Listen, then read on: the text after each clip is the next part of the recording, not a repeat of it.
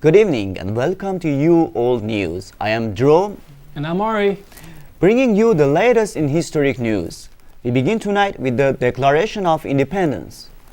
In 1776, that Continental Congress published the Declaration of Independence in Philadelphia, announcing the colonies' intent to form a new nation. It was just 3 years prior. In 1773, that colonies dressed as Mohawks and dumped tea from the British East India Company into the Boston Harbor. Sounds like a waste of tea to me. Actually, it was, but it was also a pivotal event that ignited America's independence. The famous Tea Party was the response of the colonists in Boston to British attempts to impose a tax on tea in the colonists. Too bad, all that tea. I love tea. The attempt by Britain to tax tea spurred the colonists to action and laid the groundwork for the American Revolution.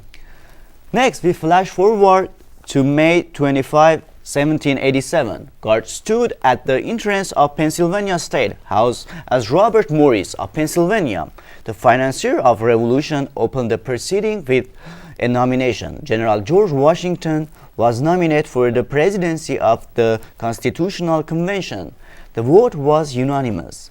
With characteristic ceremonial modesty, the general expressed his embarrassment at his lack of qualification to preside over such a monumental body and apologized for any error into which he might fall in the course of its deliberations. From this convention of our country's 5 founding fathers, the U.S. Constitution was born. It was approved by 9 states in June 21, 1788. They all agreed to it? Wow, that's monumental. There was much debate, but they wrestled and made it happen. It begins with the preamble, a short one-sentence introduction. The preamble explains that the document proposes to establish a more perfect government complete with justice, tranquility, and liberty. It states, "We, the people of the United States, in order to form a more perfect union, establish justice, ensure domestic tranquility, provide for the common defense, promote the general welfare, and secure the blessings of liberty to ourselves and our posterity, do ordain and establish this Constitution for the United States of America." The Constitution set up the United States with a federal government plus state governments. It also specified that the USA would be a republic with an elected president and a bicameral Congress, a compromise which split the 2 legislative branches into the House of Representatives and the Senate. It also established a system of courts headed by a Supreme Court.